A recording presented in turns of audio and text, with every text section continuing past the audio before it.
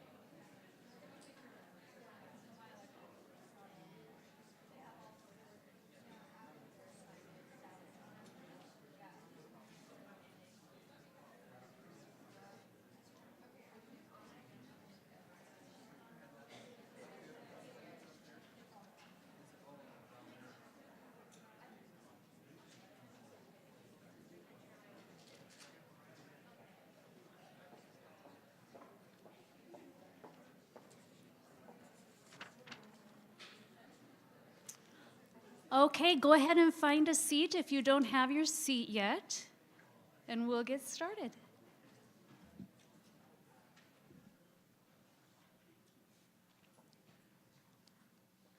Well, good afternoon. We are so thrilled that you are here. I'm Pam Rowland, and I am with the Beacom College of Computer and Cyber Sciences here at Dakota State.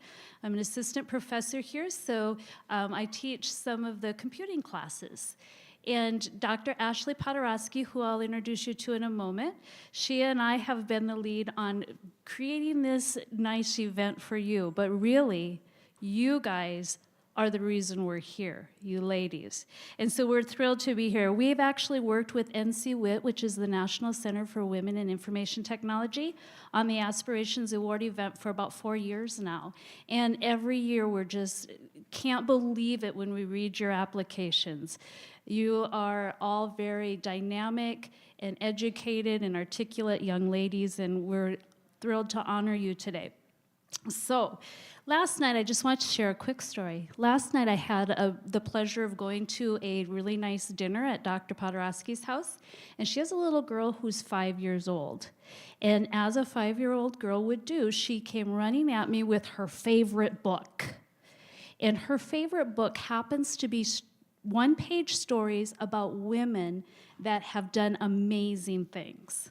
So Chloe and I sat down, and we couldn't read the whole book because it's quite thick, but it's an awesome book, and I read her a couple of stories. One happened to be Amelia Earhart, and so we read a couple of them, and I got to thinking about today, right? Because this is what we're focused on this week. And I thought to myself, what's the next chapter? What stories are you all going to write?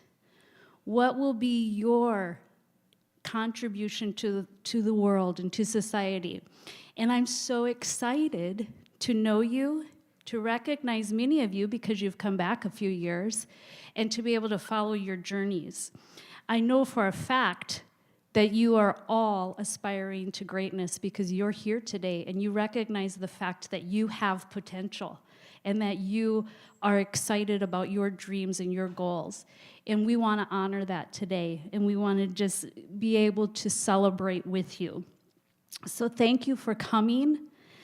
Thank you for all that you are doing to make your world and our world a better place. And we really do honor you today.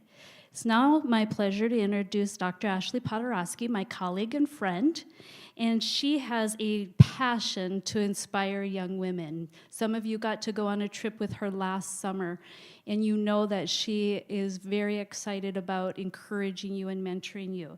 She is the Associate Dean of the Beacom College of Computer and Cyber Sciences, and she is a professor of digital forensics. So please help me to welcome Dr. Paderewski.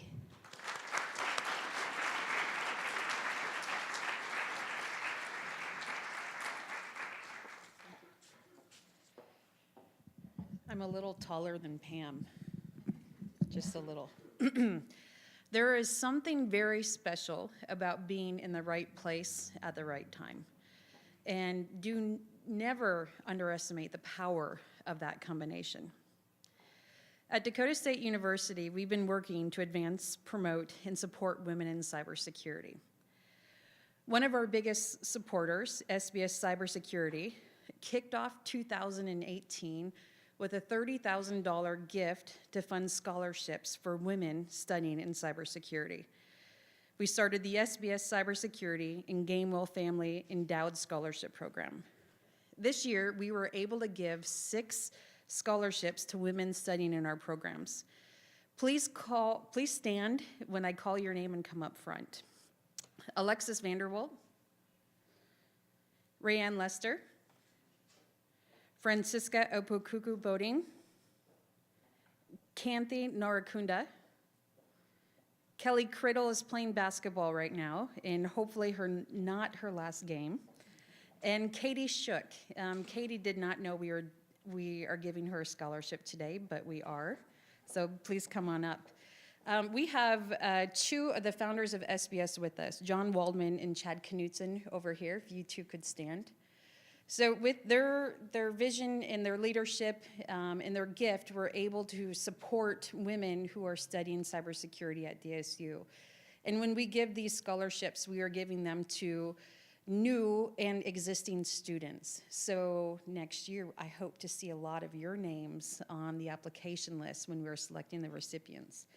And this year, instead of doing certificates, we made really cool cookies.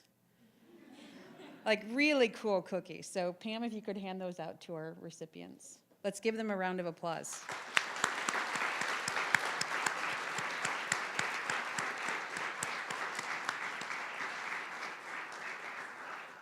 In addition to the scholarship gift from SBS, they also provided financial funds for the SBS Cyber Outreach Challenge.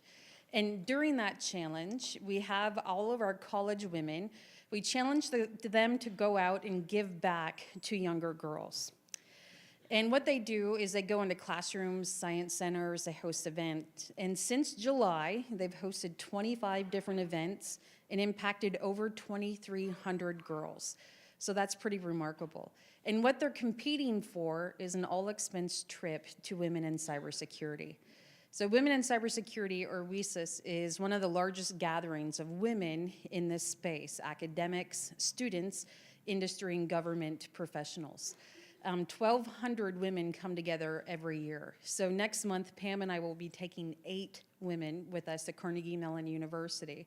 So that way they can meet and network with other women, other students just like themselves, and interact and interview with companies that are actively hiring and looking for internships. Since inception, Cyber, we have impacted over 13,000 girls. So we're pretty excited about the numbers and the impact and the new female students that we see every single year. Dr. Yossi Marie Griffis is president of Dakota State University. President Griffiths has spent most of her career in research, teaching, public service, corporate leadership, economic development, and higher education administration.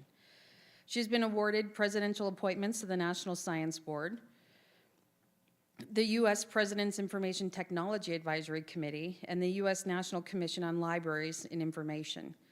She has led projects for over 28 U.S. federal agencies, including the National Science Foundation and NASA. Over 20 major corporations, such as AT&T, Bell Laboratories, and IBM, and 7 major international organizations that include NATO and the United Nations. She's received over 20 significant awards in science, technology, teaching, and the advancement of women in these fields. Please join me in welcoming President Yossi Marie Griffiths.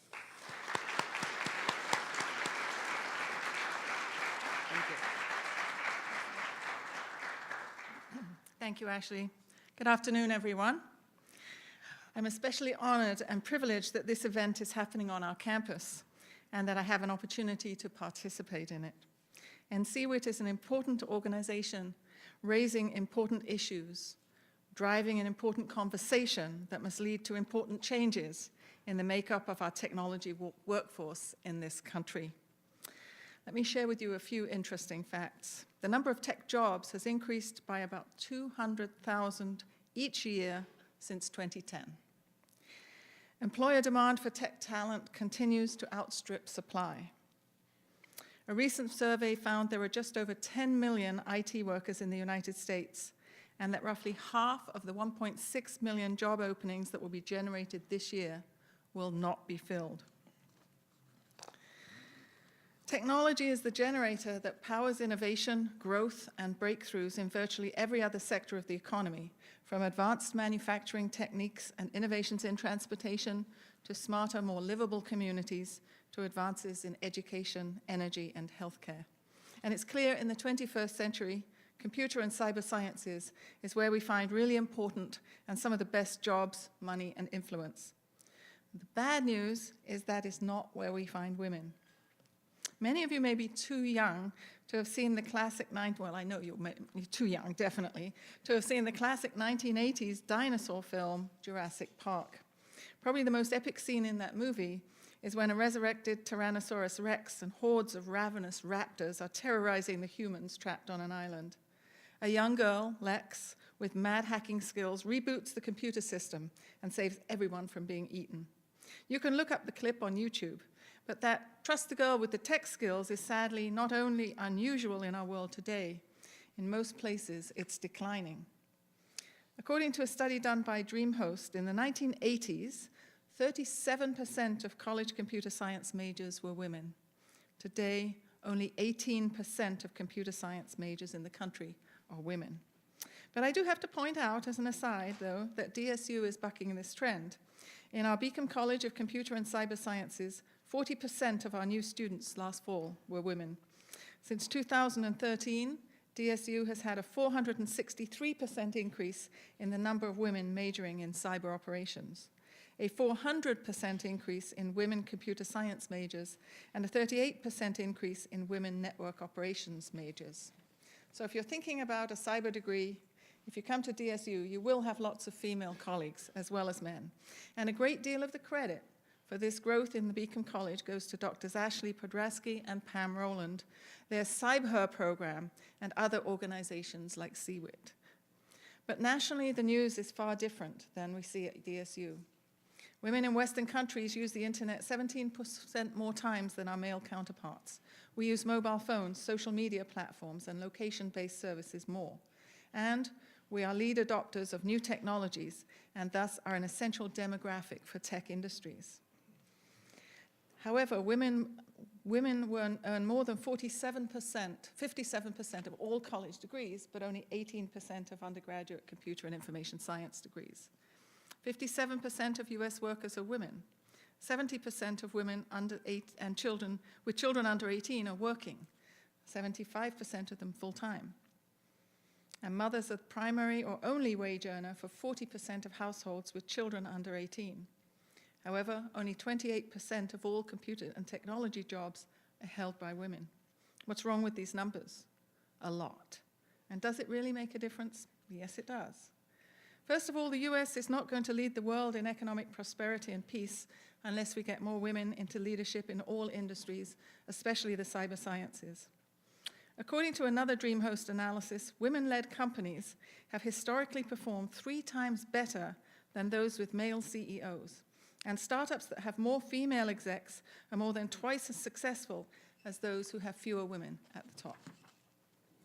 Secondly, women are working hard and supporting families, but not earning the money they could earn in interesting and rewarding cyber careers, an income that would change not only their own quality of life and opportunities, but also those of their children, their entire families, and their communities. And third, because technology decisions now impact every area of society, women not having a voice at the technology table means millions of women are suffering from not being considered in the creation and use of technologies. A couple of examples from a growing technology field. MIT did a study on facial recognition systems. These systems are now widely used by police for finding and identifying criminals. They found that AI systems sold by IBM, Microsoft, and Amazon had no more than a 1% error rate for white men. That is, they only identified the wrong person 1 out of 100 times. However, for women, the error rate soared all the way up to a 35% error rate for women of color. And many of the systems failed to correctly identify even Oprah Winfrey, Michelle Obama, or Serena Williams. Another example, Amazon had to shut down its AI recruiting system because they discovered that it has a strong built-in bias against women. You might ask why? Well, the programmers who developed the systems, all men, had trained the system only on men's resume. And a very simple one, the first time I encountered a voice recognition system, it wouldn't recognize my voice. And it wasn't because of my accent. It was because the recognition system had been trained on men's voices, which are typically at a lower level. And I find even now in my vehicle, when I'm trying to use my phone, and there's no difference in how you pronounce yes or no, I think we all pronounce that more or less the same way, it still doesn't recognize me when I say yes, it's the right number, and I have to go through that process again and again. So I could go on, but I hope that every one of you sitting here, both male and female, will get the message that we simply must get more women into interesting, fun, influential, and well-paying cyber jobs. The future of this country and everyone in it depends on doing so. Now, I'm delighted to be able to welcome to our platform today someone who for years has been showing all of us what impressive contributions women in technology can make and how successful they can be. She is Miss Cynthia Hetherington, and we are privileged to have her as our keynote speaker today. Cynthia is the founder and president of Hetherington Group, a consulting, publishing, and training firm that leads in due diligence, corporate intelligence, and cyber investigations by keeping pace with the latest security threats and assessments. She has authored 3 books on how to conduct investigations. Since 1998, she has trained over 60,000 corporate security professionals, attorneys, accountants, auditors, military intelligence professionals, and federal, state, and local agencies in online intelligence practices. For more than 25 years, Cynthia has led national and international investigations in corporate due diligence and fraud, personal asset recovery, and background checks.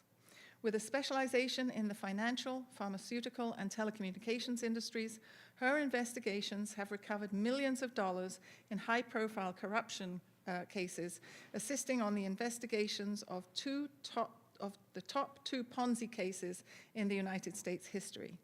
Her most recent clients include the U.S. Department of Defense, U.S. Immigration and Customs Enforcement, U.S. Federal Bureau of Investigation, U.S. Alcohol, Tobacco, and Firearms, U.S. Drug Enforcement Agency, New York Mass Transit Authority, Port Authority of New York and New Jersey, and the Ministry of Justice of The Hague in the Netherlands. So please join me in welcoming Ms. Cynthia Hetherington as our keynote speaker today.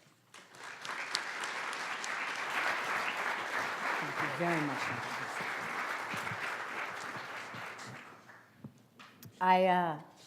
I can't tell you how excited I am to be here. I'm sure I've done a lot.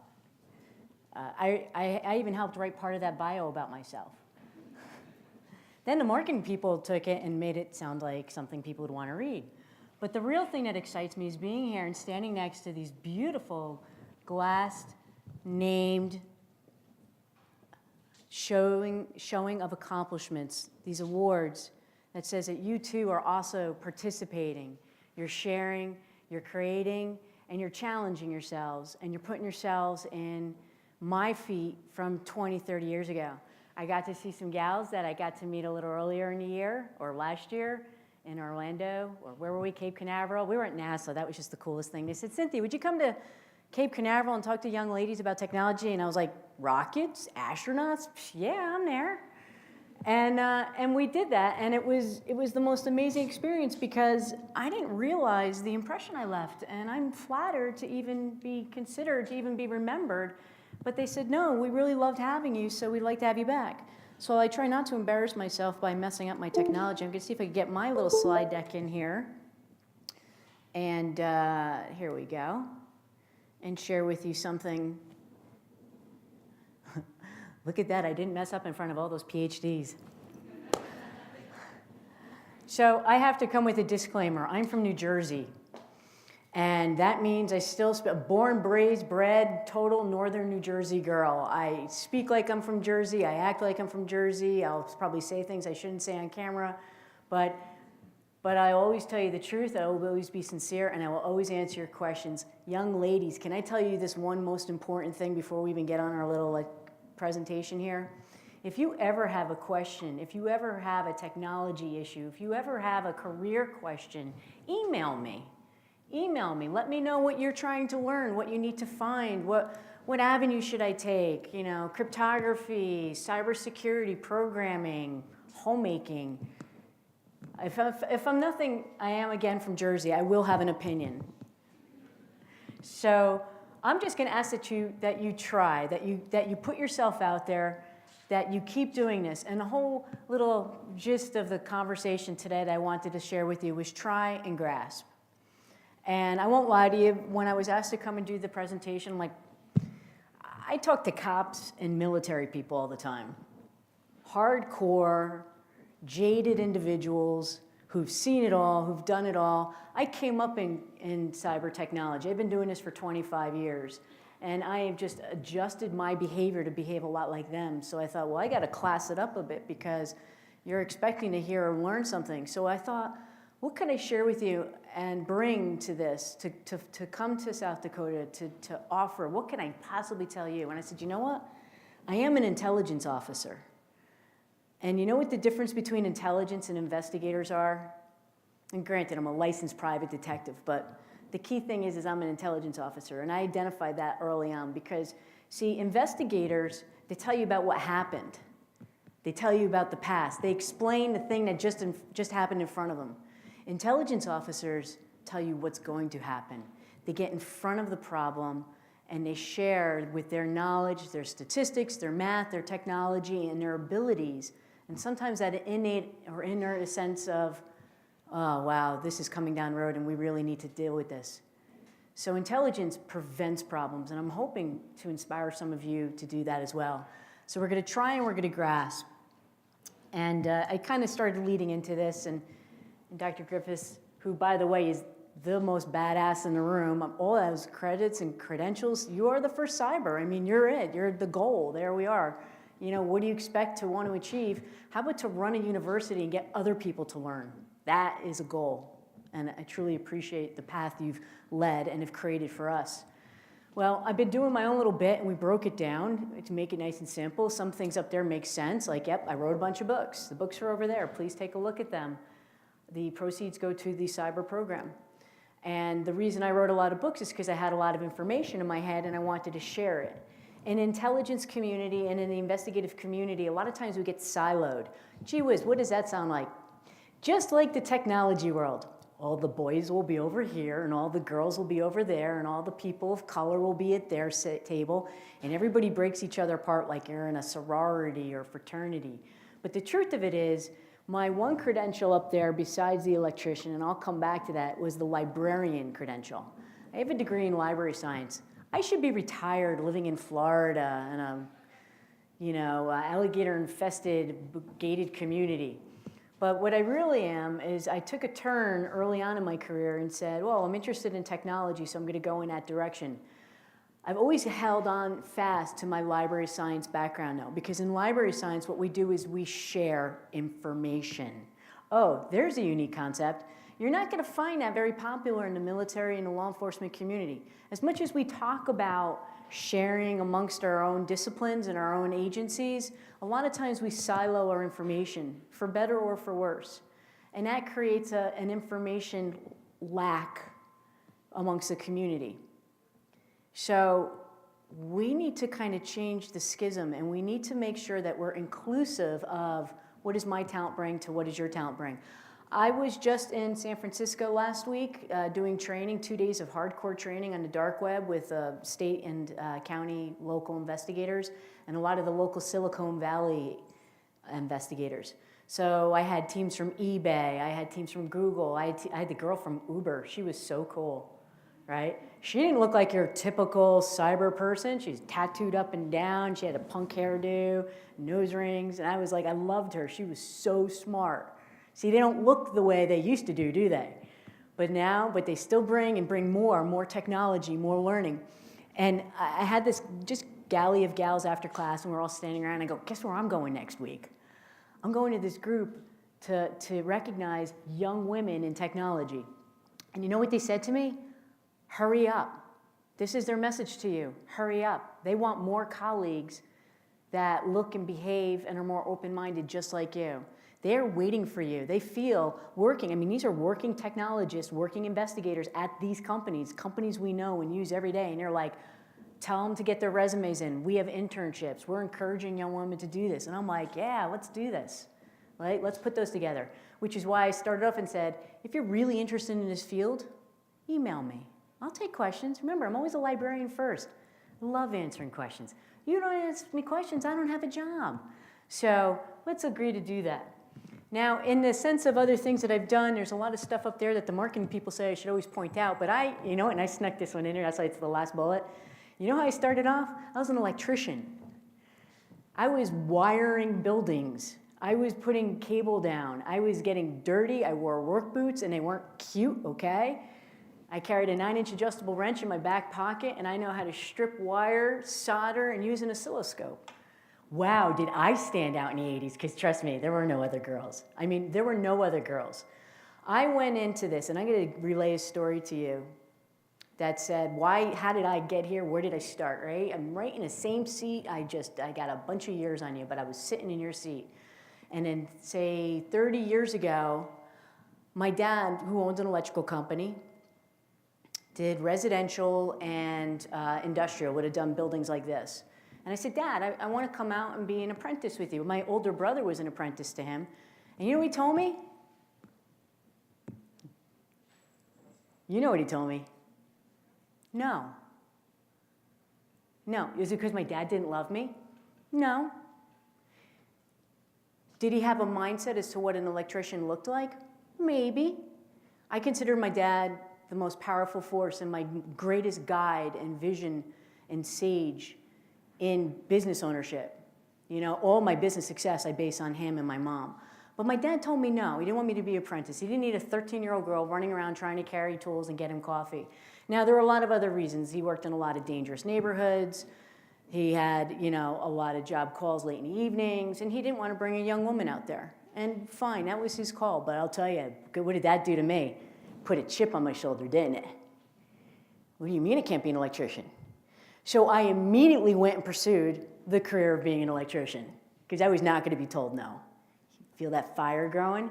And I found a local company that did stage electric work. So instead of being a residential electrician, I was working with rock bands in large stadiums doing load-ins and load-outs on large rock shows. So today it would be like Ariana Grande or Charles Booth, or back then it was Aerosmith, it was Madonna, it was Bruce Springsteen.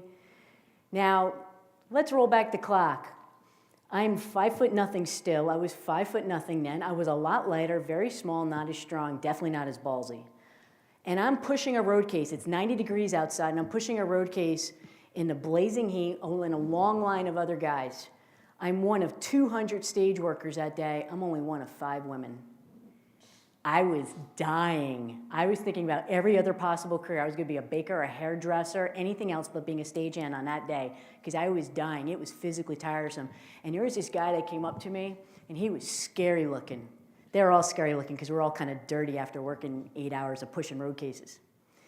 And he grabbed me by the arm and he pulled me off the line. I'm like, this is it. I'm in trouble in all kinds of bad ways girls don't want to get in trouble in. But I'm only one of 5 women. There's 200 road crew here. The guy's name is Brickface. I mean, I'm in trouble. You know? And you know what he said? He said, don't wear a black t-shirt on a load-in day. Anybody with their, and he used a lot of expletives, but anybody worth their salt knows not to wear a black t-shirt on load-in day. You're gonna sweat and you're gonna dehydrate out here, and then I gotta pick you up. And he threw me a crew t-shirt. Now, that's like earning your first hack, okay? Getting a road crew t-shirt was a real, and he put me back on the line and went back to work. Man, did I get empowered by that. What my perception is and what I've been seeing in the last few years about young women and women of all colors, races, backgrounds, creeds, but women overall trying to step up and speak for themselves, I was very lucky I never had that. Every step of the way, there was a man and a woman who were supportive. And you know why? I really feel there's a good answer for that. Because I showed some initiative, because I tried to work hard, because I did the best I could, because I kept coming back, and I didn't let them push me down, and I didn't let them intimidate me. Was I scared? Heck yeah. But I let myself get pulled in, and I kept it there. And I got all those cool things going on, including osmosis, which Kelly got to join us with last year. Now, Kelly Criddle is like that spirit. I know she's playing basketball today, and it's not her last game, okay? We're going for it. Kelly walked right up to me at the event that we were at Cape Canaveral, and she says, I'd really like to go to osmosis. I mean, she just asked. It wasn't out there. We weren't offering an offer. There wasn't an essay she had to write. It wasn't something that she had to do. She just asked. She tried. And I said, okay.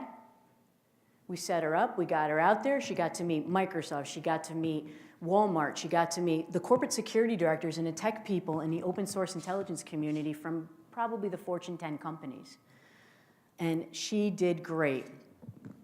So I know I told you I started off as an electrician, and then I was this librarian, but this is what I am today. And I'm only that gal in that photograph because of those people behind me.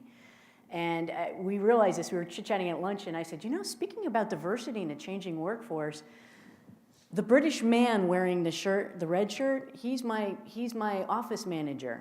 You know, he's also a volunteer firefighter and a big brawny dude and pretty scary looking, the kind of guy you think is in security and investigations. He runs the office. If Paul takes a day off, I shut down. I mean, my world just crushes. I don't know what's going on. And yet the lady sitting next to him, she's so cute. She's beautiful. She has purple hair, okay? She has purple hair. And she's got this pale alabaster skin. She's got this squeaky little voice. That's my manager of investigations. So the roles have changed, haven't they? What you think the stereotype is?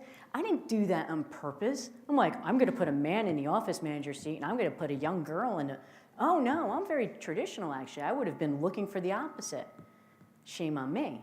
But I just happened to behave in the same fashion that all good employers do.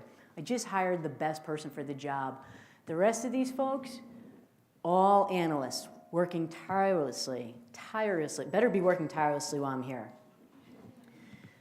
But we have a goal together, and we share, and I constantly nurture them where I can. And you know what? The most important thing a boss or an employer can do is just stop and listen to your employees. I have to tell you, as you do enter cybersecurity, and I don't know if we address this in your classes or your coursework, but you will see, especially as you go into the dark web, the most horrendous things that you've ever seen in your life, and there's stuff that you can't unsee. There are things that you witness or video because you are in an investigative or security role. It's not just bits and bytes and numbers, it's people. There's always people behind it. And sometimes you stop and ask yourself, who does this? Who does this to another human being or another, life?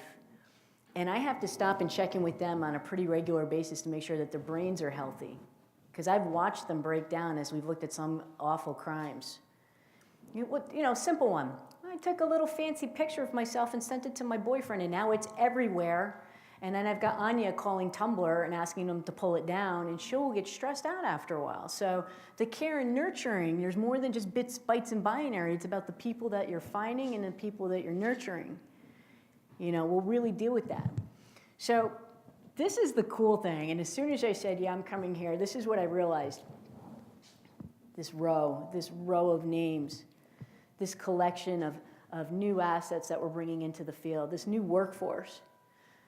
You're the promise we gave ourselves.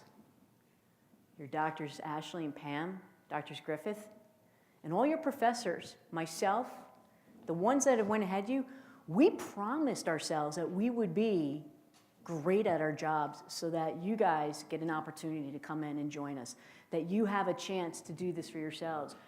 You know, we're kind of celebrating in the background because look at the incredible work that NCWIT has done and then cyber program. I mean, you are, because I don't know if, you know, your grandmother was out there in the field, but my grandmother wasn't coding or tech coding or anything. And I have met a lot of the early coders. You know, those ladies during World War II and everything. In my travels, I've gotten to meet some really cool, you know, hacker chicks, basically. They just saw it as a job. It was just a job they did. Their husbands were off at war and they were home, you know, coding ENIAC computers. But now, like, look at what we could be like now. Now we could change, and even your classrooms here, you could just kind of throw down your laptop and open up and get going on what you're doing. And that's awesome. You're not chained to a desk, you're not chained to a status quo, and you're definitely not having to go out there and work in the field anymore because we have other skills we could use thanks to this. But you're not going to get there unless you try. And this is my big pitch. I promise you this. Young lady, I need you to get out there and do it. And I don't even want to be sexist and say just young lady. I need all young people to just get out there and try. I don't want to hear you talking about it. I don't want to hear you stressing about it. Oh, should I or shouldn't I do it? Just try it. Just try it. Like, quite frankly, it takes a lot to sell computing as sexy. It really does. Just the thought of sitting for 12 hours straight while your wrists start to collapse and your spine starts, like everybody in my office, they're all in their 20s, but I had to get them these stand-up desks. They have back problems now. I mean, it's long and arduous. Before and in between electrician and librarian, I worked at IBM, I've worked at think tanks, I've worked in some real tech jobs. I've done this straight-on programming and thought, this is hard. And no, I don't look that sexy sitting in this no-windowed office doing this job right here. But then it got interesting because then we started doing things with the technology. I mean, just social media alone should tell you, wow, there's every kind of opportunity out there.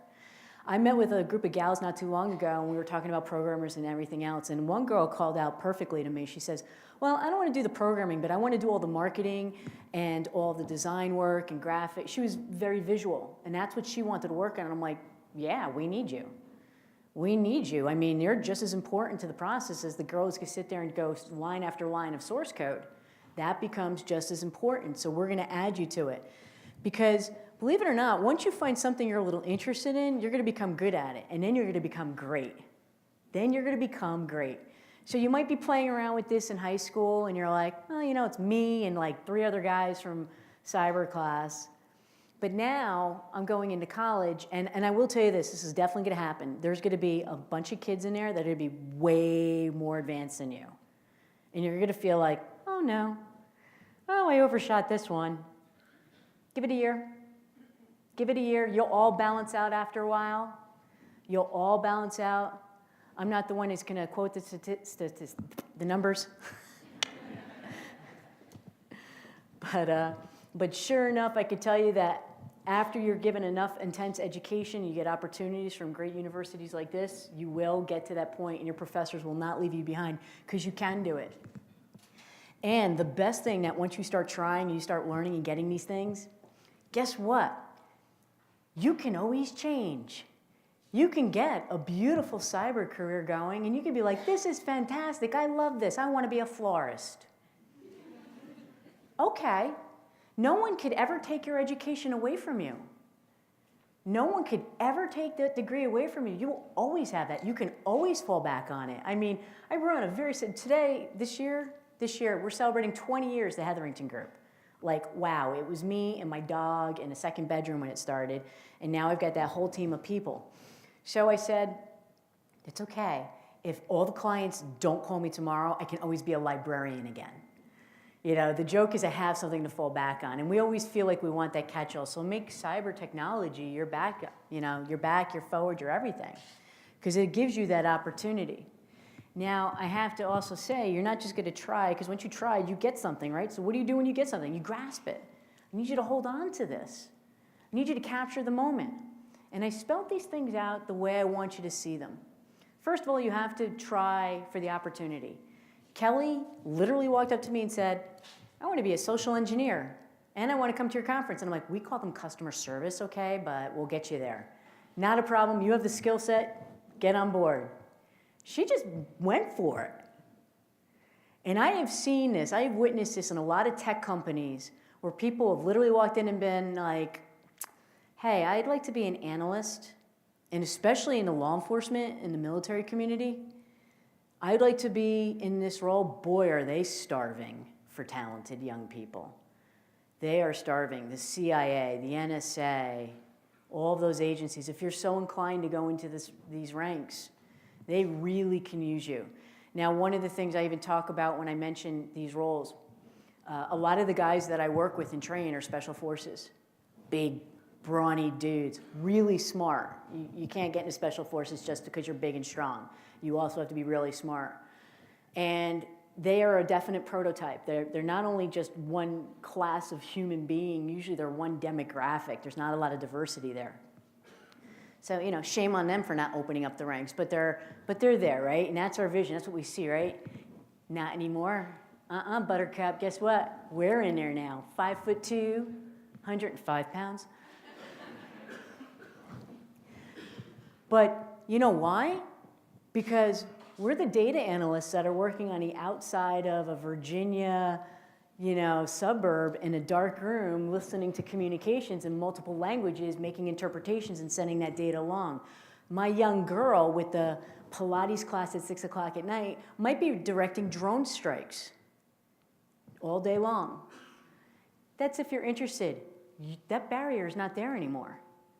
Don't let TV shows and movies let you think that they are. Sister, I'm here to tell you. If a librarian could turn into an international intelligence officer, then I'm pretty sure you got a better leg up, okay? There's no barriers to what you want. And if there is, you call me and I will make sure I get Jersey on them. Because there ain't nothing a bag of lime and a shovel can't cure. But the truth of it is I need you to go for the opportunities, go for the goals. A lot of times just your bare ambition will get you in the door. Just try, just go for it. Step up and say, I think I could do this. And then once you get there, you're gonna have your goals lined up, you're gonna have your dreams, you're gonna have your future set up, and you're also gonna always keep with you your values. Like I just said my dad probably didn't encourage me to be an electrician when I was young, and I made it a chip on my shoulder, but I never forgot the value system my parents gave me and have carried that all the way forward to today. And I'm fortunate it was a really solid system because it told me, always care for your staff and your staff will care for your clients. So I make sure that they're okay and my clients are happy. And that really works, that bleeds through. But I also want you to be careful because now as you start growing, and you could be like 1 year ahead in college, okay? You could be 1 year ahead of the new kid coming in. Please stop and recognize that kid. Show them where the best parking is or where to get fresh coffee. Just take a moment in your day to be nice to somebody who's coming up because they're just as scared as you were a year ago. You gals now represent an elite class of programmers and technologists. You just moved up a notch. Welcome. You, with this, have the responsibility of helping other young women up, of encouraging them, and of sharing your knowledge and your expertise. And then if you get a reward, grasp it. Please take 1,000 selfies and make sure you post this everywhere because this is what separates you from everybody else that's coming up. Guess what? You know what the great thing about women in technology and as we're growing our numbers, that's awesome. But that also means there's more competition. Now how do you outshine them? Well, not only was I an early programmer and adopted to technology at a young age, despite the fact that my school didn't have a cyber program or we didn't really have much in computer programming, I took my own initiative. And that employers were like, yeah, next. Oh, but I was also recognized by the National Center Women in Information Technology for this. Oh, wear it proud, sister. Mom always told me, if you don't vote for yourself, nobody will. So make sure people know that. Now, don't do that with arrogance and don't do that with with an ego. But when people ask, yes, I have a PhD. I am going to college. I did complete this. This is my award. And then I finish him with the Cynthiaism, which I'm famous for in my office. I'm always telling my staff, you know, this is going to be the point I want you to remember. Dreams are goals with deadlines. If you see yourself in the role of working in a technology company, perhaps in Silicon Valley, perhaps at Starbucks in Seattle, or maybe you want to work in Microsoft. All right, picture that. Visualize it. See yourself in that role. Picture yourself living in that community, all those differences and changes from here. And then count backwards. Well, that's a really cool goal, but no one's just going to hand that to you. What do I got to do to get there? Oh, I got to get a college degree. I need to endeavor to maybe apply for an internship there. Start emailing those people now. We have this amazing thing called the internet. And if you go onto LinkedIn and you reach out to some of the executives that are at that company now and say, you know what, 4 years from now, I want to apply for a job. What would you recommend now? They're going to remember you. They are going to remember you. I have helped so many young people get jobs at really cool tech companies, better jobs than I even had, because I told them this. And I said, you're in high school now, you get in touch with them now and let them know you're out there. Don't be a pest, but one quick email, just fine. Hi, I'm interested in working at your company. How can I get myself there? So one of my dear friends is in the military, and he is always endeavoring to leadership, because when you're in the military, you're always going for your next rank. You want your next rank. He's an officer. He wants his next officer rank. And he's always going, Cynthia, you got to read this book. This book was written by this leader. This book was written by that leader. This is a book on leadership. And I mean, I would rather watch paint dry. It's another book on leadership. I'm interested when I read books but from leaders about their journey, or biographies. Like I thought Grant by Ron Chernow was really interesting. You know, there's some great books out there. But I don't want to be told how to be a leader, because I'll tell you what, I'm already in a class full of leaders here. Guess what? You didn't get this award because you just coded. You didn't get this award because you did a tech thing. You got this award because you stepped up. And you owned it like a girl boss, okay? You stepped up, so you're already leaders. So I told them, I said, leaders don't read the books. Leaders write the books. They write the books, okay? They know what they're doing, and they know how to set the dialogue, and they know when they make the mistakes. They're out there putting themselves out there, stepping up every time they can. They're monitoring. They monitor everything. They have to be aware of what's going on. I'm not just involved in what's going on in the security world and the dark web, my client interests.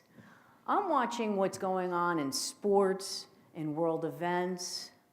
I mean, there's a lot going on today. I don't know if you know this, but wow, what a crazy political world we're in, right? You just have to be aware. We don't want you to stick your head in the sand. This is an important lesson in security. When you put your head in the sand, it means you're unaware of what's happening in the world. When you're unaware, you're not secure. So that's just not going to help you any. So you get that you have all these things you have to do. You have to set the course, you got to take responsibility, and you get to take the credit. You know, this is a beautiful institution. This is the most phenomenal building I've been in a long time. You guys, the university, get to take the credit for that because you're responsible for that. You looked at plans, you looked at designs, you worried about paint, signs, and technology layout. That was a lot of work. Take the credit. Own it. Own it like a girl boss, okay? But then, as you get all that responsibility and all that credit, this is the difference between a manager and a leader. A leader immediately hands out the responsibility to everybody below him or the next guy in line.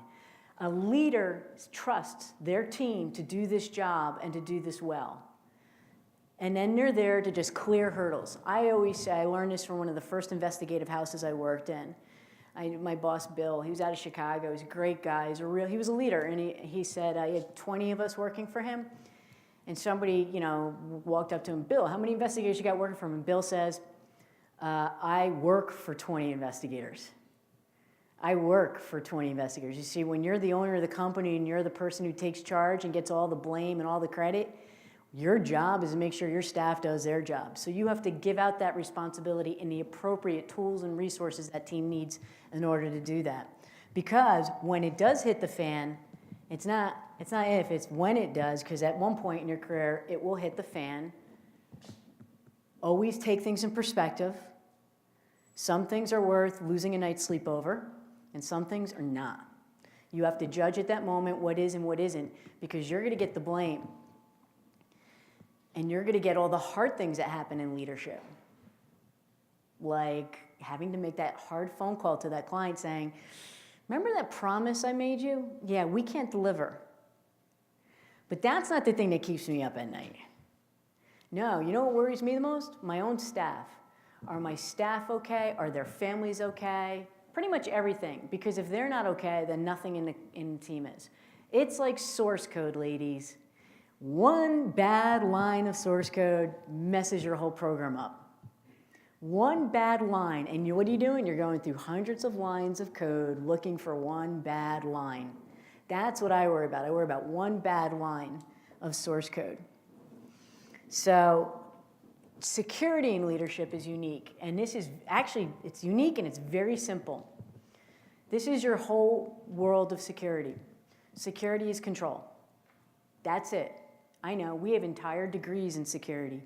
I work with professionals who have every kind of C after name, CPP, CFP, CAB, CBB, CISSP. They have every kind of accolade. They've taken every test, every association. They sit down. I've sat next to them. I sat next to the head of the FBI, the CIA, the NSA, and the Secretary of State at the Department of State on a panel to talk about security. Think about that a second. The heads of all the major intelligence agencies in this country and a girl from Jersey. Oh, I played that up. You knew they were wearing dark suits. I came out in proud yellow. But the thing is that there's only, for all those credit and all those accolades, and I respect those gentlemen, and they were all men. I'd like to see that start changing. Here's one thing. Security is control. If you don't have control, then you feel insecure. It comes down to everything. This is fundamental in security. If you don't know what's going on, you're going to start worrying. If you don't have control, if you can't lock the door, you worry about the door being breached. If you can't secure the window, you worry about someone looking in on your window. If you can't lock up your servers and your source code, you worry about someone stealing it. If you don't get onto social media because you don't want to be involved in social media, now you worry that someone's going to be talking about in social media. You have no control in any of those situations, therefore you have no security. So when a woman has confidence in her personal life and in her professional life, she will stand like this young woman in this photograph with a lot of confidence and security. She is in control. She is absolutely in control. And now that I'm pointing out this young woman, I can tell you another wisdom piece from my mom, which I walk around with every day, which you can't hide, decorate. Which you can't hide, decorate. I meet a lot of young women who are like, I want to get into security, but I kind of don't look like that average white Asian male, you know, that everybody else looks like at that company. When I went to IBM, I wore a blue suit because IBM, that's what they wore. They wore blue suits. So I went for an interview in the late 80s. And I walked in there, and there were guys with sneakers and T-shirts and blue jeans, and they were trying to be hip and cool, all right? But they were hip and cool. It was IBM, but it wasn't the old IBM. And I realized then that everyone's changing. And then the coolest person there, and her name was Debbie. She looked like she walked right out of the 1970s. She had long hair parted down the middle, all natural. She came in with it wet every morning. She wore no makeup. She had on a tie-dye T-shirt and a pair of jeans, and she wore Birkenstocks, right? This is the 80s. The rest of us, our hair was sky high, a whole can of hairspray, so much makeup on, I couldn't turn my head without it cracking. But she was like all cool, hippie programmer chick. Like she totally broke a ceiling somewhere and just got there on her merit. And I remember talking to her and she says, Cynthia, you know what? If you're gonna be that girl, be that girl. Because I was like, gee, Debbie, you're awfully different from me. She goes, you know, this is just the way I am and I'm comfortable. And they don't hire me for how I look. They hire me for what I could do. And I went home and I told my mom this because I was like, wow, Mom, this hippie chick totally smoked me at IBM. And my mom goes, well, you can't hide, decorate. If that's the way she is, that's the way she's gonna be. So I realized then that if we judge people by how they look or how different, how diverse they are from us, wow, are we missing out? That could be a really cool person, and I'm afraid to meet up with because they have eyelashes out to here. I don't say I agree with every trend, and I'm not really big on the false eyelash thing now, but I'm not going to judge you for it. It's just not for me. Oh, and can I tell you, we need to change this up right quick. I Googled this last night. I mean, this is not like from a year ago or some old slide. I literally Googled in Google Images, women in control. Look at those images up there. Isn't that embarrassing? I am so sending this to Martin Love to have Google's corporate security. Because he would have changed it before I got here. I know this totally would have been changed. That is embarrassing. Those women are in controlling positions, but there's some cliche of what they say. So no, that's not what women in control look like. This is what women in control look like. That's what a woman in control looks like. Not me, Deborah. The important one in the picture, please. And it's funny because I got to meet her. She's the former Secretary of the Air Force. I know you had another one here. It's a brilliant, lovely woman. And I got to meet her. We were on a panel together. So again, very important, very well-placed, very well-heeled woman in military security, and a girl from Jersey. And I walked up to her, and it was very nice to meet you. She had all these Air Force commanders and lieutenant commanders around her, all like stepped up. And I'm like, hi, I'm Cynthia. It's so nice to meet you. Because I'm not them. Why am I going to behave like them? Again, which you can't hide, decorate. Just be your own self. And she's like, hey. I'm like, I really like your dress. Because what do you say to an Air Force lady? I mean, it's like, good job on those planes there. And you know what she said to me? She was just the coolest chick. She goes, you know what? I didn't think about it when I put it on, but I'm wearing red nail polish. Which was very clashy. I mean, red nails, green dress, hello Christmas.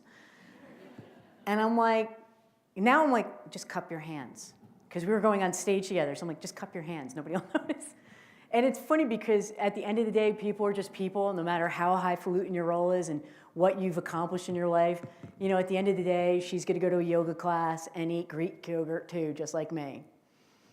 She's just gonna be another girl on the panel. But she is important, and she was important and a big role model for many women in the Air Force. She showed them, look, you can aspire to these things. Now I'll say me. Remember I told you, grasp your honors. At the end of March, I'm supposed to receive not just one award, but 2 awards. One is I have to read it, Women in IT, given out by PC Magazine, the publisher of PC Magazine and multiple other technology magazines that back in the day we had these things called magazines. You opened them up, you read them. Now you get them on zines, right? But they're recognizing me for being a leader in technology, and that's very cool. And then the other one was Enterprising Women for being an Entrepreneur of the Year, because somehow 20 years later I'm an entrepreneur, but I'm being recognized as an Entrepreneur of the Year. And I'll tell you the truth, I don't think I'm going to either one of the celebrations because I'm just going to use this social media market the death out of it and then move on because you got to get a dress and you got to do your hair and it seems like a lot of fuss and you got to go pretend to be someone you're not. Like, oh, hi, it's so nice to meet you. But my folks say I should go to this and we should receive it and enjoy it. And I said, you know what, that's the Cipriani's in New York, which is very she, right? I said, But you asked me once to come to South Dakota to talk to young women about being inspiring technologists. And I was like, oh, hell yeah. Because this is badass to me. This is way more of an accolade. I am way more honored to be here than to be mixed up with a lot of other really great technologists who've done it. Because I see the future. I see all the future employees coming my way. And I really can aspire and say that this is an amazing thing. I just got a slide left or two here, and I'll wind it down. But don't be afraid to be a game changer.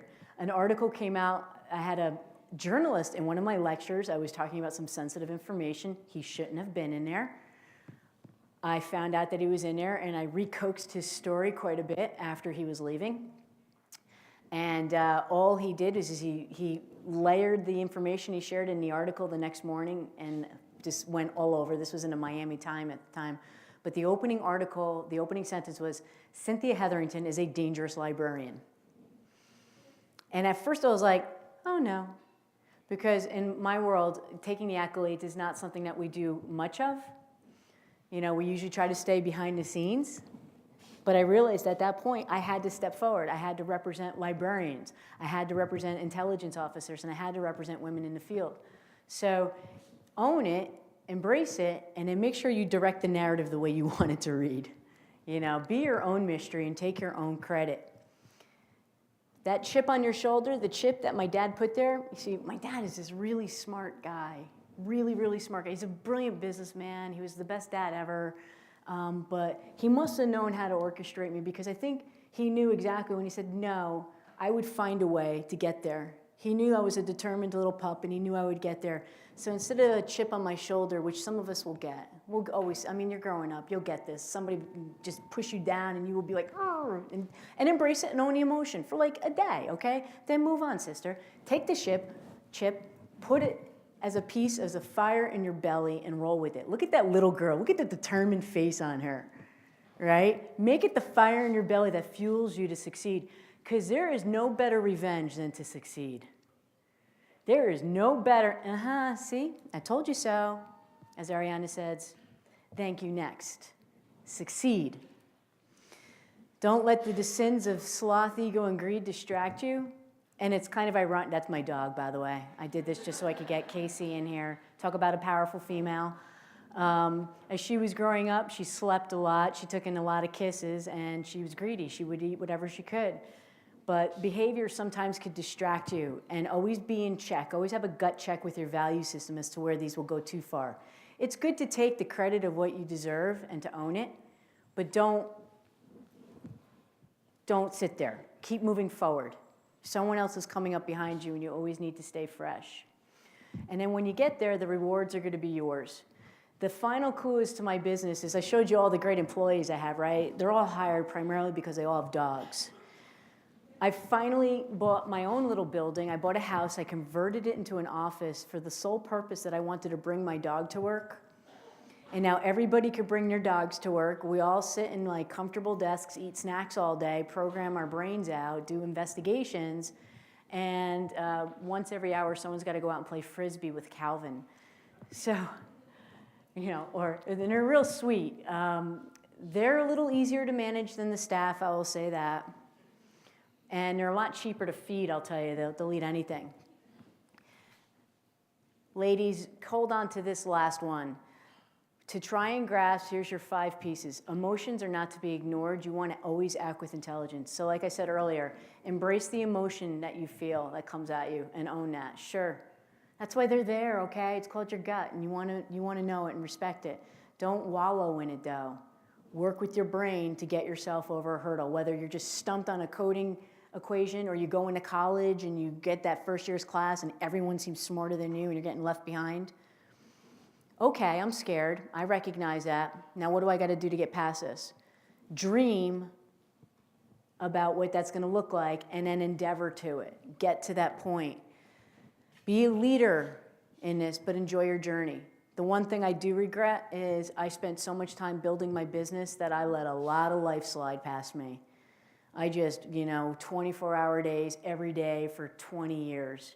And only in this past year have I taken a step back and said, oh, look at this, there's a whole world out there. I could start enjoying some things and started doing that. I'm grateful that I haven't let that slide too far past. You want to enjoy your journey. I mentioned about control and security. Recognize those things. Be an example for those that follow you, those that wish that they followed you. The saddest thing is when you do look back on Facebook. Facebook, by the way, is a social media platform that your parents use. Whatever the Facebook is, maybe Instagram 20 years from now, you're going to see a lot of the kids you went to school with, and you're like, wow, I'm doing amazing, cool things. I'm the director of this. I'm this woman in this leader role here. And you're like, your friends are like, well, you never left. Everybody's got a vision and a journey. Do open up your hearts to all those people. And then try to experience the world, but don't forget to grasp, to take a moment, to smell the roses, to enjoy it.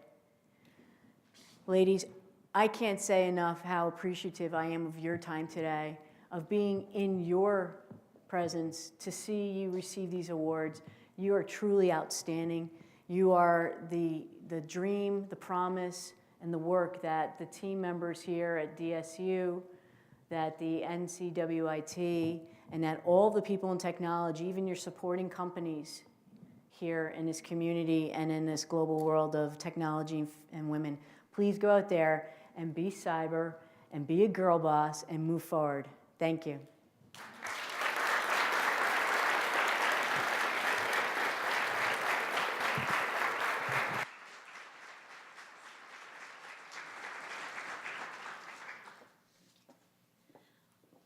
Ashley, come on over. So Dr. Paderewski and I, we think, well, Cynthia, I said stay here. We think you are the boss. And it's down here. We like to give a Cyber Award every year to somebody that is a great mentor and an inspiration to all women. And this year we would like to give our Cyber Award to Cynthia.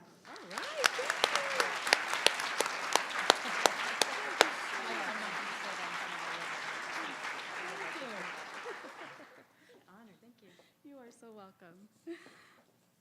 Okay. Got to look at my program, see where we're at. NCWIT, National Center for Women in Information Technology, is who sponsors the Aspirations Award. And John Kelly is here to represent them, and so I'm going to ask him to come up and say a few words.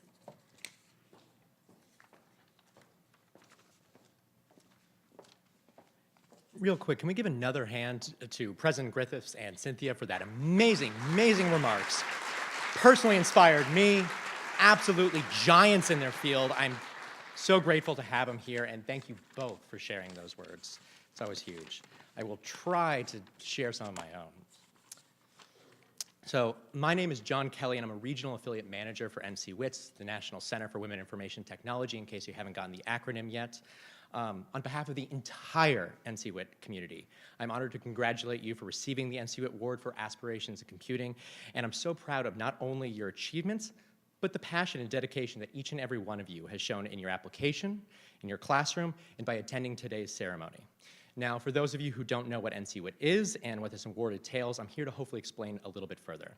NCWIT is not a single organization, but rather a coalition of academic institutions with over 600 members, such as Dakota State University, South Dakota State University, and over 500 companies like Google, Apple, Qualcomm, Microsoft, Bank of America, Amazon, and nonprofits such as Girl Scouts, 4-H, Code.org, and all of them working together to increase the meaningful participation of women, girls in computing and information technology. This award recognizes your remarkable achievements and connects you to a community of women who, like yourself, want to do everything they can to see the next generation of young women succeed and can tap into those networks. Now, unlike most award competitions, we don't just look at a single science fair project or, I don't know, a numerical analysis of your GPA and test scores. Instead, we celebrate your remarkable journey. From your very first interest into computers to your leadership in your schools, to how you plan to use and develop technology to solve some of the world's most complicated problems. Your aspirations and passion for computing and technology are exactly what we want to highlight and celebrate today. Here at NCWIT, we look forward to you to welcoming into a community of nearly 15,000 technical women who will do everything they can to help you succeed in computing and IT. In your official NCWIT swag bags, which are both practical and fashion forward, you will receive a blue packet from us. This packet details the many ways that NCWIT is available to help you, such as introductions to computer science faculty at any one of our Academic Alliance member colleges and universities, connections with NCWIT Workforce Alliance members for companies, for internships, jobs, and opportunities, and especially, and the coolest part, membership in our exclusive, very secret Facebook group. This Facebook group is only for ASU community members like yourself, and it's where we post opportunities, scholarships, and experiences, and so much more. I've seen such moving posts in this community that from women who have been maybe the only girl in their computer science class and now able to tap into a community who, like yourself, have won this award and have gone through this journey and seen how much this has changed. I've seen posts of, I got an internship in Seattle, and I'm terrified. I've never been there, and I can't afford the housing. It's absolutely unaffordable. And immediately, you see 10 comments of, here, maybe try this area, or here, I have an extra room you can stay with. So this community is available to you and shows you that you will never be alone, and you have someone always in your corner. Additionally, when you go to college, you'll also have the opportunity to apply for the NCWIT Collegiate Award, which includes a $10,000 cash prize, a free trip to the NCWIT Summit held in May, and recognition among all of our universities, businesses, and nonprofits that you are someone that they want on their team. Now, I know many of you know that IT and computing jobs are not only plentiful, but expected to grow rapidly. In 2020, we'll have over 1.5 million jobs in computing and technology that will go completely unfilled because there's not enough people to fill those positions. Experience in computing and technology is becoming essential for virtually every single market and industry, and these fields will lead the way for innovative solutions to long-standing problems. These job and opportunities are no longer just for those in the Bay Area or the tech suburbs of New York, but are available to anyone with an internet connection and a passion to create and improve technology. Rural communities can now compete in the same job market, revitalizing communities with opportunities from across the globe. Your skills and talents are desperately needed to fill these jobs, but beyond that, technology needs you. We need you. Our nation needs you. Where would we be without female pioneers like Ida Rhodes or Grace Hopper, who created the programming foundation that gives us the languages that we use today to control computers? Where would we be without women like Radia Perlman, who is dubbed Mother of the Internet for organizing the Internet in a spanning tree protocol so that it could actually support something? It wouldn't be able to support your email client, let alone Netflix. Where would we be without women like Katherine Johnson, Dory Vaughn, and Mary Jackson, who refused to stay silent and were instrumental in sending an American into orbit around the Earth and beginning our journey into the solar system? These women represent just some of the past accomplishments of female computer scientists, but currently, women just like yourself are making a difference every day. Aspirations and computing members here, like Dakota State's Ryan Lester, who works in cyber operations to improve encryption methods and prevent hackers from obtaining valuable data. Or Canyon Begay, a freshman from Rapid City, whose interest in technology sparked from a very early age and already knows that she wants to use computer science and her passion to solve some of America's biggest health problems. AIC award winners like yourself have started in different places, different skill sets, but through this community of support, many have gone to accomplish great feats like improving their city's wastewater treatment facilities, building teddy bears that allow children to send hugs to their parents that are deployed in the military, develop smart prosthetics for amputees, isolated genomes for their malaria vaccine, and so much more. The simple truth is that we need you. Without women, computers may have remained simple tools for governments and nations, while remaining completely unusable by everyday people. Research shows us that when women are given opportunities to succeed, chosen for leadership roles, and their work is valued, the team becomes dramatically more inclusive, more successful, and more attention is given to every user's experience, not just that of the team members. Women are needed to continue making the innovations in our tech that our society so desperately needs. Everything from climate change, the spread of disease, to food quality, to food quantity relies on our technological innovation that will not happen until our tech industry reaches gender parity. As one of my personal heroes and a Nobel Peace Prize winner, Malala Yousafzai, said, "None of us can succeed if half of us are held back." Now that you're part of this dynamic community, there's a few things that you can do to help support others that also might be interested. First, help spread the word. Talk to your friends and encourage at least 2 new students to apply next fall. Second, apply to become an Aspire IT leader. The Aspire IT K-12 outreach program helps award recipients like yourself share their passion for computing by teaching computing concepts to K-12 girls and inviting them to explore this exciting new field. Applications are open right now, and we are awarding grants of up to $3,000 per program. And finally, one of the most important things that you can do is be proud of your accomplishment. NCWIT received over 4,500 applications nationally this year. As an Aspirations Award recipient, you represent some of the most promising tech talent in this country. We want you to know that NCWIT members are eager to see you succeed and help shape the world of tomorrow. I also want to thank a few people in the room. Can we give a round of applause to all the educators in this room? Absolutely. Thank you for all that you do to encourage and support these young women. Also, a huge thank you to the families and parents. Give them a round of applause. With your encouragement, support, and remarkable commitment to these young women's aspirations, you're assuring that they have the foundation to succeed. Please continue to support them in their interests, whatever that may be. Finally, thank you to all of the committee volunteers and sponsors that made this event possible. Pam, Ashley, Jane, thank you so much. The entire affiliate team, all the students that have done to make this event possible today and allowed us to reach so many young women across North and South Dakota. They are professors, they're research scientists, they're parents, they're community leaders, all recognizing the importance of promoting women in tech and the power that comes from welcoming women into a supportive, dynamic, and engaging community that engages you to never be alone and put someone always in your corner. Give them a huge round of applause. They are reshaping what this community looks like and volunteering the very little free time they have to making this program a success. Please.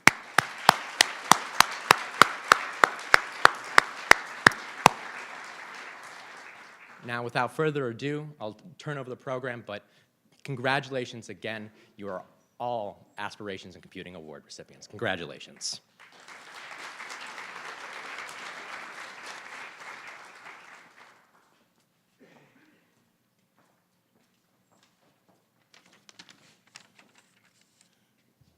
Good afternoon, everybody. My name is Rob Hanemichael, and it is my honor to announce the 2019 Aspirations in Computing Educator Award. We have one honorable mention, Amanda Skinner from Williston, North Dakota. She was our first North Dakota teacher to ever apply. Also in the audience, we actually have two of our former recipients, Tina Belden and Lori Goldade, back in the corner, who have also been honored before. Hello. Thank you. And then Pam has an award for you.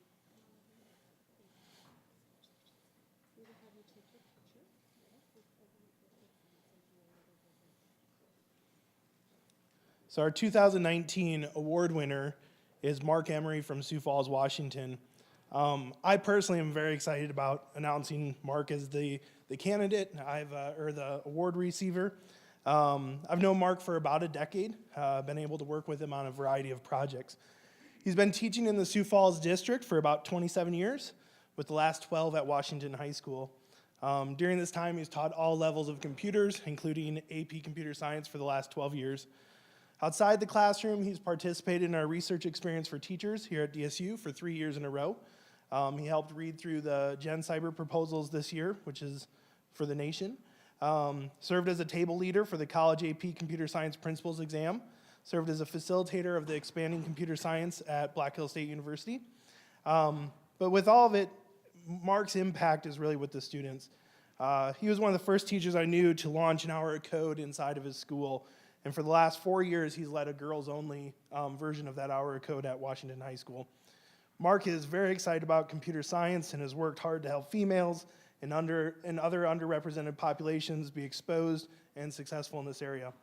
Marc is extremely deserving of this honor, and I'm happy to call him a colleague and a friend. Congratulations, Marc, for your hard work and impact on students.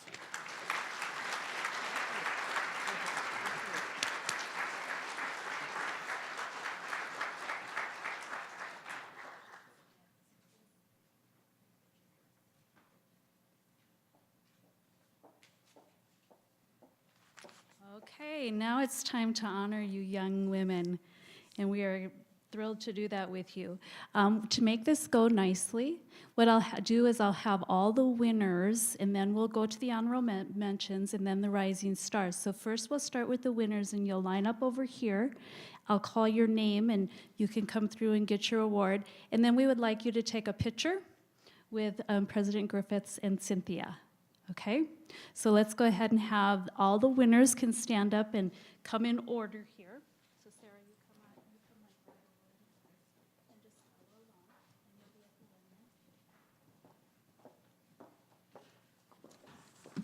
the end. And we will hold our applause until I get through each group.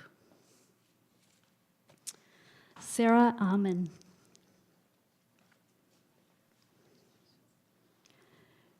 Christine Crouch. Abby Dunlavy. Haley Erickson. Annabelle Klosterman. Adelie Menholt.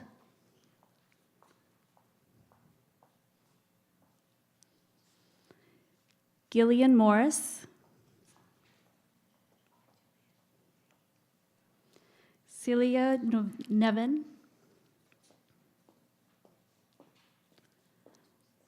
Morgan Sadhoff.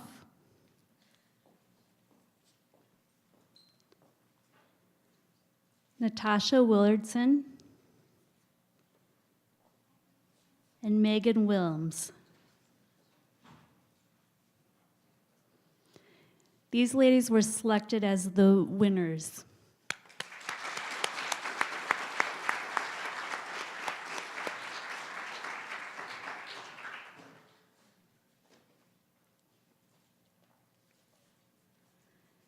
We'll have the honorable mentions now line up over here.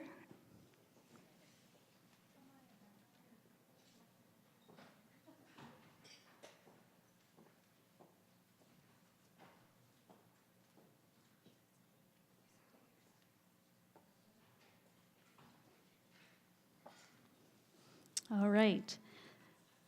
Abigail Bushy.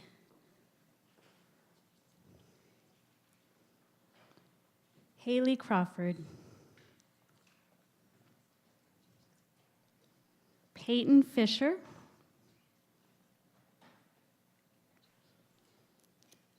Brittany Kais. Gillian Klein.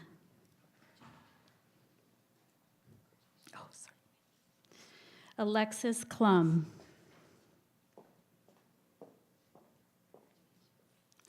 Angelina Payette. Sorry for any mispronunciations. Selena Rowland, and yes, she is my daughter.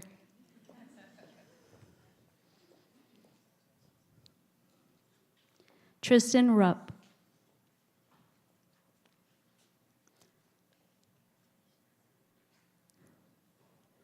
Caitlin Simon. And Bergen Weiland. Let's give them a round of applause.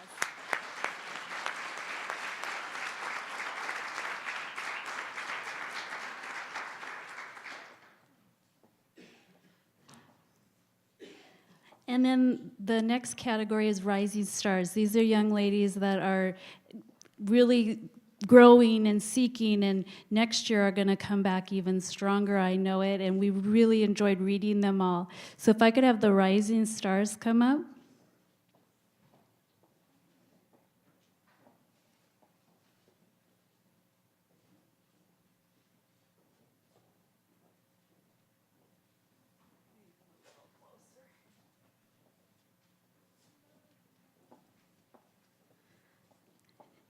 Angelina Benda.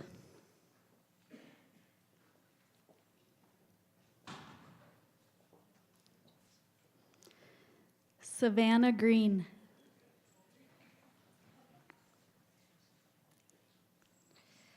Jessica Hagan.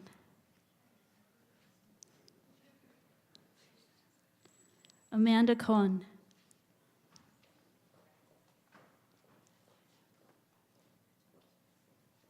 Faith Larson.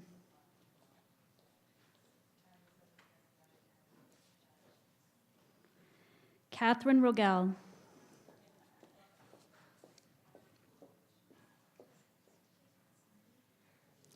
Jordan Sadhoff.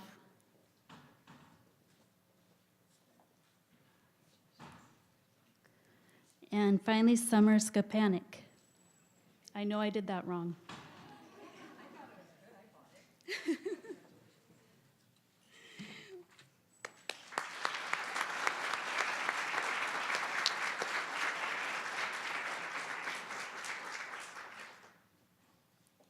While they're finishing up taking those pictures, I'll just do a little bit of housekeeping.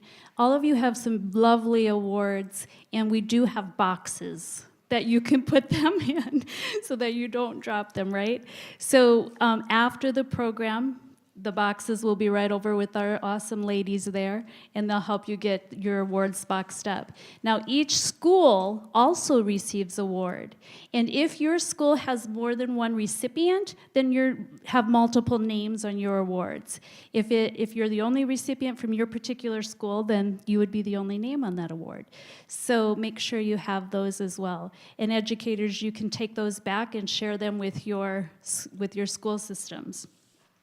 The other thing that I wanted to mention is recipients. You have chair name tags that I put on your, and you also have your other name tags, but the chair name tags are really sweet because you can bring those over to the book signing table and get you can grab a book and have Cynthia sign it for you. Okay, so that gets you a book. So that's what those name tags are for. All right, and we just are going to close up here. In closing, Ashley and I would just like to thank you for coming. Thank you for honoring these young women, and we are so appreciative, and we look forward to watching you grow as you build in leadership and in knowledge. Anything else, Ashley? All right, thank you for coming. One more thing. Jane, would this be a good time for them just to stand and kind of squish together for a group picture? Would this be okay, Spot? Jane's our photo expert. Okay, so girls, stay here for just a second. The rest of you, if you would like to buy a book, all proceeds go to Cyber scholarships. And so we'll have Cynthia over here doing book signings, and so please make your way there. We'll gather the gals here for a quick picture. What's the best way to do this, Jane?